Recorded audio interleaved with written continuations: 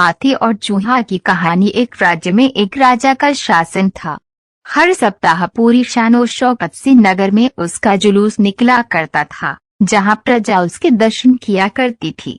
एक दिन एक नन्हा चूहा उसी राजमार्ग के किनारे किनारे कहीं जा रहा था, जहां राजा का जुलूस निकलने वाला था।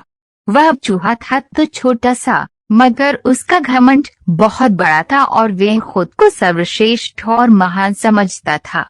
कुछ देर बाद राजमार्ग से राजा का भव्य जुलूस निकला, जिसे देखने लोगों की भीड़ लगने लगी। राजा अपने पूरे दल बल के साथ था। उसके सैनिक उसे घेरे हुए थे। कई मंत्री और अनुचर उसके पीछे थे। वह एक विशाल शाही हाथी पर सवार था। हाथी शाही था, इसलिए उसे भव्यता से सजाया गया था और उसकी शान भी देखते बनते थी। जुलूस में हाथी के साथ एक शाही बिल्ली और एक कुत्ता भी थे। राजा का जुलूस देखने को उमड़ी भीड़ राजा के साथ साथ उसके शाही हाथी की भी प्रशंसा कर रही थी। यह सुनकर घमंडी चूहे को बहुत बुरा लगा। वह हाथी को गौर से देखने लगा, फिर सोचने लगा, डैश इसमें ऐसी क्या खास बात है जो मुझ में नहीं। मैं भी उस जैसा ही हूँ। मेरे पास भी 2 आंखें, 2 कान, 1 नाक और 4 पैर हैं। फिर उसकी इतनी प्रशंसा क्यों?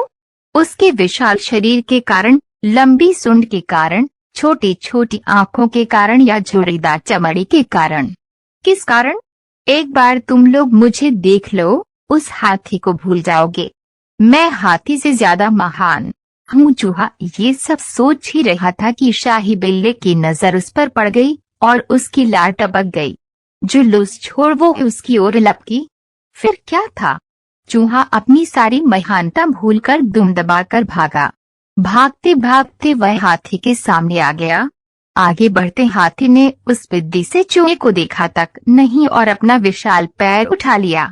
चूहा उसके पैर के नीचे कुचलने ही वाला था, मगर किसी तरह उसने खुद को बचाया। वहां से बचा तो खतरनाक कुत्ता सामने था, जो उसे देखकर गुर्राया। चूहा पूरी जान लगाकर वहां से भागा और राजमार्ग के किनारे स्थित एक छेद में घुस गया।